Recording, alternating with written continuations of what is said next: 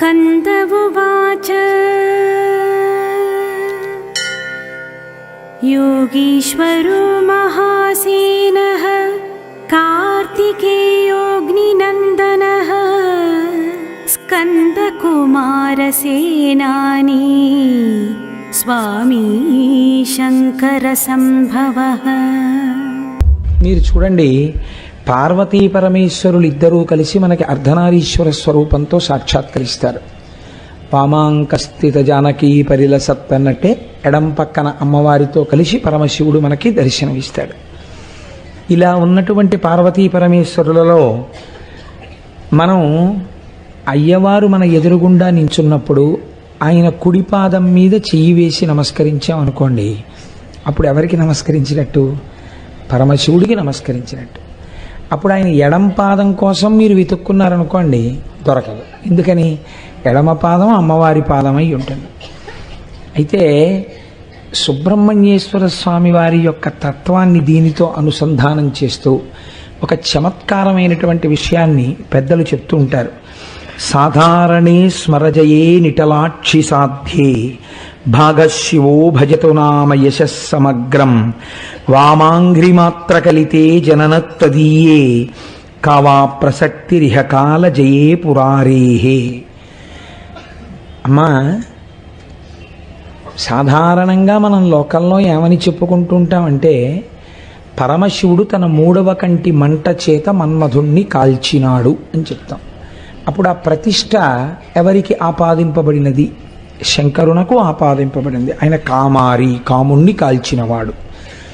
కానీ మీరు తత్వతః విచారణ చేస్తే మూడవ కన్ను పార్వతీదేవికి ఉంది, పరమేశ్వరుడికి ఉంది. కళాభ్యాం చూడాలంకృత శశికళాభ్యాం నిజతపఫలాభ్యాం అని ఒకరు ఒండరులకు ఒకరి తపములకు ఒకరు ఫలమైనట్లుగానే ఇద్దరికీ మూడో కన్ను ఉంటుంది.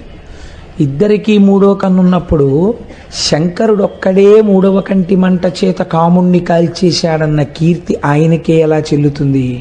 ఈయన ఒక చమత్కారమైన కవి. ఆయన పార్వతీ పరమేశ్వరుల మధ్యనే భేదం పెట్టే ప్రయత్నం చేశాడు.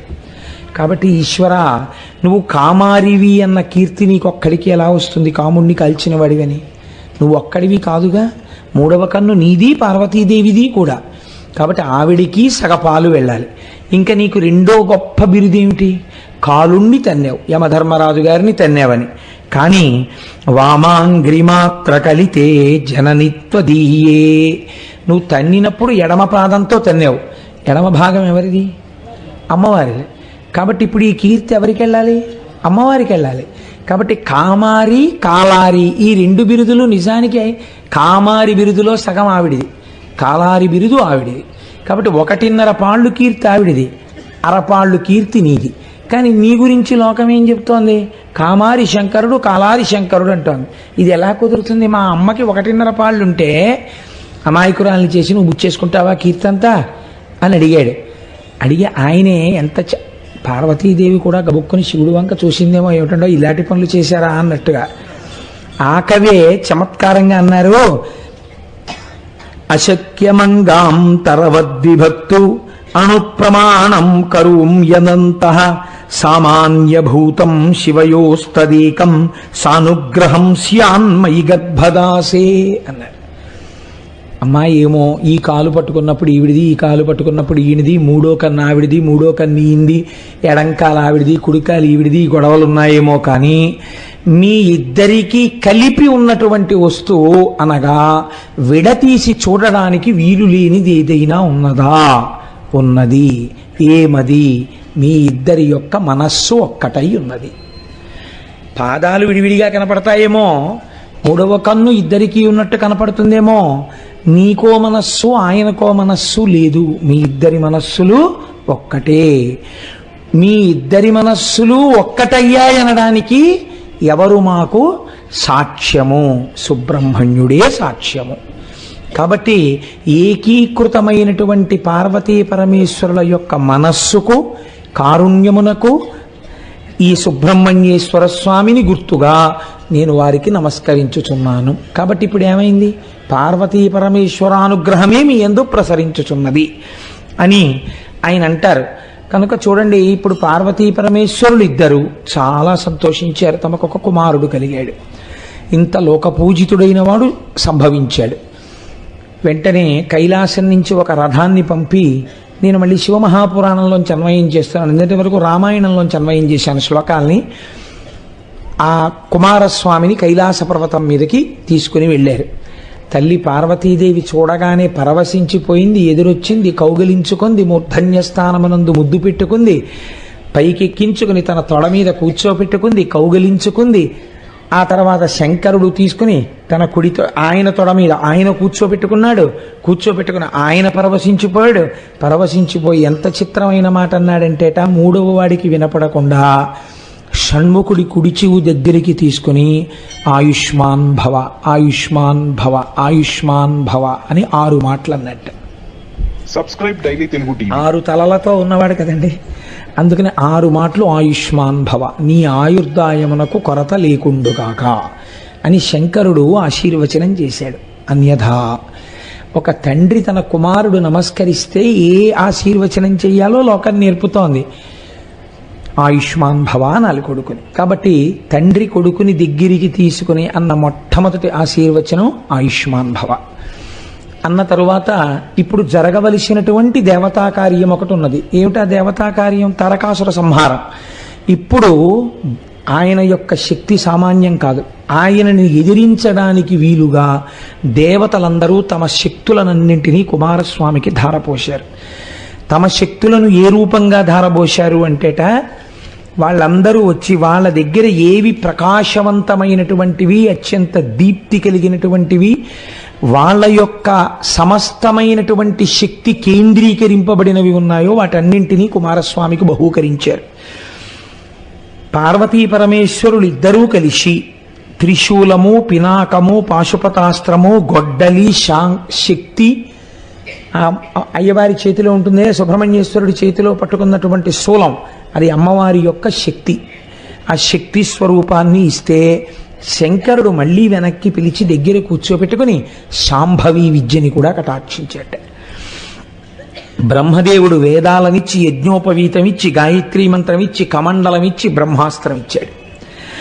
శ్రీ మహావిష్ణువు పిలిచి వైజయంతిమాల కంఠహారము ఇచ్చారు. దేవేంద్రుడు పిలిచి ఐరావతం ఇచ్చాడు, వజ్రాయుధం ఇచ్చాడు. వరుణుడు పిలిచి శ్వేతఛత్రం ఇచ్చాడు, ఒక రత్నములతో కూడిన మాలనిచ్చాడు. సూర్యుడు మనోవేగం కలిగినటువంటి రథాన్ని, ఒక కవచాన్ని ఇచ్చాడు. యముడు యమదండాన్ని ఇచ్చాడు. చంద్రుడు అమృత కలశాన్ని ఇచ్చాడు. అగ్ని మహాశక్తిని ఇచ్చాడు. నిర్పతి స్వకీయాస్త్రము అనబడేటటువంటి ఒక అస్త్రాన్ని ప్రదానం చేశాడు. వాయువు వాయవ్యాస్త్రాన్ని ఇచ్చాడు. కుబేరుడు గదనిచ్చాడు. మన్మధుడు కామశాస్త్రాన్ని ఇచ్చాడు. పాలసముద్రం అమూల్యమైనటువంటి రత్నాల్ని, ఒక రత్నాలతో కూడినటువంటి అందెని బహుకరించిందిట. హిమవంతుడు తాతగారు కదండి, అమ్మవేపు తాతగారు. అయ్యవేపు తాతగారి గురించి మీరు అడక్కండి, ఎందుకు అడగకూడదో మీరు పార్వతీ కళ్యాణంలో విందురు కానీ.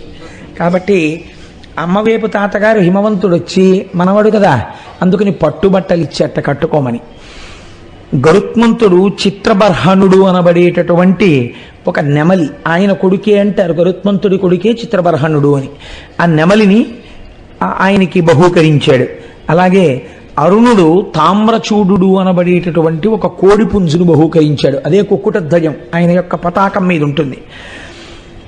పార్వతీదేవి మళ్ళీ పిలిచి ఒక గొప్ప చిరునవ్వును కానుకగా ఇచ్చిందిట. అందుకే మీకు సుబ్రహ్మణ్యేశ్వర స్వామి స్వరూపాలు ఎక్కడా కూడా ఇలా మూతి ముడుచుకొని ఉండవు, చక్క చిరునవ్వు నవ్వుతూ ఉంటాయి. అమ్మవారు చిరునవ్వుని ఇచ్చిందిట. ఎంత గొప్ప విషయం అనండి. ఈ పై కానుకలన్నీ ఇవ్వచ్చేమో కానీ చిరునవ్వుని కానుకగా ఇవ్వడం అంటే చాలా కష్టం. ఒక తల్లి నా చిరునవ్వు నువ్వు తీసుకోరా అని పిల్లాడికి ఇస్తే పిల్లాడికి ఆ చిరునవ్వు అంది, వాడు అలాగే నవ్వుతూ ఉండడం చాలా అసాధారణం కదా. చిరునవ్వుని ఇచ్చిందిట. ఐశ్వర్యం ఇచ్చింది, చిరంజీవిత్వాన్ని ఇచ్చింది. లక్ష్మీదేవి సంపదనిచ్చింది, కంఠహారాన్నిచ్చింది. సావిత్రీదేవి సకల విద్యలను కూడా ఆయనకిచ్చింది. ఇప్పుడు దేవేంద్రుడితో కలిసి, దేవతలతో కలిసి ఆయన తారకాసుర సంహారానికి బయలుదేరారు. నేనైతే వ్యక్తిగతంగా ఒక మాట అనుకుంటాను, తారకాసురుడికి సుబ్రహ్మణ్యేశ్వరుడికి జరిగినటువంటి యుద్ధం గురించి 1 గంట సేపు చెప్పవలసిన అవసరం ఉందా? ఎందుకండి అది? ఆయన పుట్టిందే ఆయన్ని చంపడానికి. మహా అయితే ఏం చేస్తాడు, కాసేపు నించుంటాడు యుద్ధంలో, ఏదో ఆస్త్రం వేస్తాడు, ఈ బాణం వేస్తాడు, కత్తి సురుతాడు, ఈ డాలెడ్డెట్టుకుంటాడు, ఆఖరికి ఏమవుతాడు, మరణిస్తాడు. అంతే కదండి. దానికి ఎందుకు ఆ యుద్ధం? దాన్ని వర్ణించడం వల్ల తత్వత మనకి కలిగేది ఏమైనా ఉంటుందా? ఏముండదు. దానికన్నా సుబ్రహ్మణ్య స్వరూపాన్ని అర్థం చేసుకుంటే మనం ఆయన యొక్క అనుగ్రహాన్ని పొందుతాం. కాబట్టి ఒక్క మాటలో తేల్చేయాలంటే దేవ సైన్యంతో కూడి వెళ్ళినటువంటి వాడై దేవసేనానిగా తారకాసుర సంహారం చేసేసాడు. తారకాసురుడు సంహరింపబడ్డాడు. లోకాలన్నీ ఎంతో మురిసిపోయి సంతోషంగా తిరిగి కైలాస పర్వతాన్ని చేరుకున్నాడు. అక్కడతో తారకాసుర సంహారం అయిపోయింది. అయితే చిత్రం ఏమిటంటే పరమశివుడికి జ్యోతిర్లింగాలు ఉన్నాయి. పరమశివుడికి జ్యోతిర్లింగాలు ఉన్నప్పుడు ఒక్కొక్క చోట ఆయన ఒక్కొక్క జ్యోతిర్లింగంగా వెలయడంలో ఆయన ఒక్కొక్కసారి ఒక్కొక్క రకమైన కారుణ్యమనబడేటటువంటి విభూతిని వెలజల్లాడు.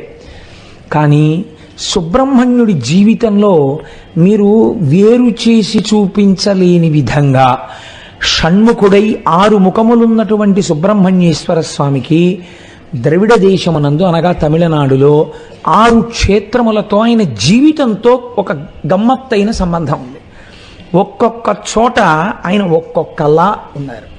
ఒక్కొక్క చోట జరిగినటువంటి విశేషం శాబ్దికంగా అంటే శబ్దస్వరూపంతో ఆనాటి నుంచి ఈనాటి వరకు ఏనాటి వరకు కాపాడుతూ మీకు మాకు మనకి రక్ష ఇవ్వగలిగినటువంటి అత్యద్భుతమైనటువంటి స్తోత్రములే బయటికి వచ్చాయి.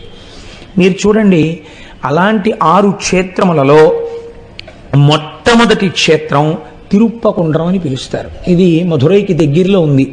ఇక్కడే దేవసేనతో కలిసి ఆ దేవసేన అనబడేటటువంటి ఇంద్రుని యొక్క కుమార్తెని ఇచ్చి వివాహం చేయబడినటువంటి స్థలం. అయితే దేవసేన అంత తేలిగ్గా ఏమి ఇంద్రుడు ఇచ్చేయలేదు. అసలు ఆ జరగడం వెనకాతల ఒక విచిత్రం ఉంది. అసలు ఆ దేవసేన ఇంద్రుడి యొక్క కుమార్తె కాదు. మీరు చాలా జాగ్రత్తగా పురాణ పరిశీలన చేస్తే అంటే సుబ్రహ్మణ్య తత్వం అందడానికి ఏదో ఒక్క పురాణం పట్టుకుంటే దొరకడం చాలా కష్టం అండి. ప్రత్యేకంగా మీరు స్కాందం మీద ఆధారపడవలసి ఉంటుంది. దాని పేరే స్కాంద పురాణం కదండి. ఆవిడ అరిష్టనేమి అనబడేటటువంటి ఒక ప్రజాపతి యొక్క కుమార్తె. ఈ దేవసేన దైత్యసేన అనబడేటటువంటి తన చెల్లెలితో కలిసి ఆడుకుంటోంది. మీరు కొంచెం జాగ్రత్తగా పట్టుకోవాలి ఈ విషయాన్ని. దేవసేన తన చెల్లెలైన దైత్యసేనతో కలిసి ఆడుకుంటోంది. ఒక రోజున ఆడుకుంటుంటే అక్కడికి ఒక రాక్షసుడు వచ్చి ఈ దేవసేనని భయపెట్టి ఎత్తుకుపోయే ప్రయత్నం చేశాడు. ఆ ఎత్తుకుపోయే ప్రయత్నం చేసినటువంటి సమయంలో ఈవిడ బిగ్గరగా కేకలు పెట్టింది. ఆ కేకలు పెడుతున్న సమయంలో ఇంద్రుడు ఐరావతం మీద పెడుతున్నాడు.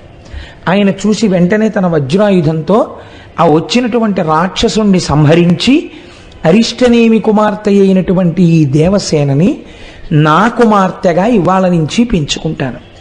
దైత్యసేనని నీ దగ్గర ఉంచుకో, దేవసేన నా దగ్గర పెరుగుతుంది అని పెంచాడు.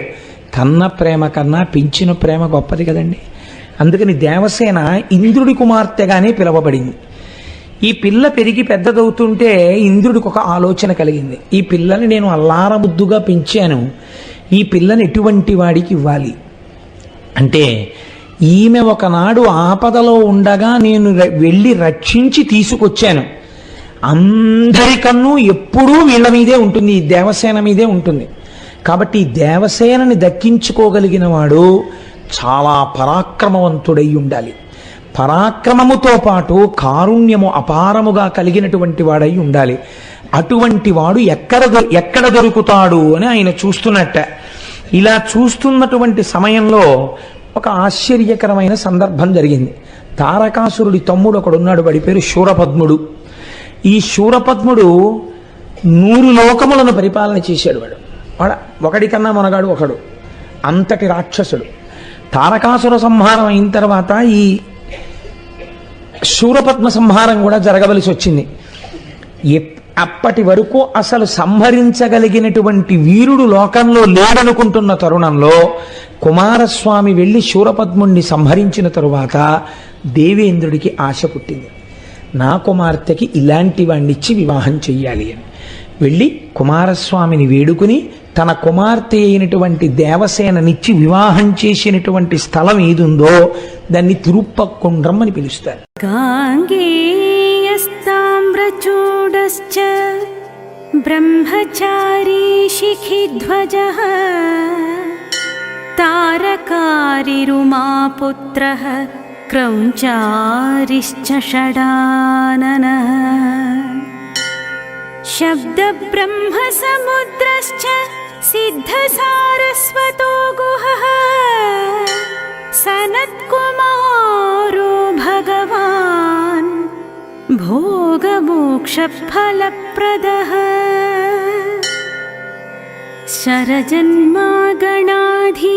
పూర్వజో ముక్తిమార్గకృత్ సర్వాగమప్రణేతా చ వాంఛితార్థప్రదర్శనః అష్టావింశతి నామాని మదీయానీతి యః పఠేత్ ప్రత్యూషే శ్రద్ధయా యుక్తో మూకో వాచస్పతిర్భవేత్ మహామంత్రమయానీతి మమ నామానుకీర్తనం మహాప్రజ్ఞామవాప్నోతి నాత్ర కార్యా విచారణా. ఇతి శ్రీరుద్రయామలే ప్రజ్ఞావివర్ధనాఖ్యం శ్రీమత్కార్తికేయస్తోత్రం సంపూర్ణం.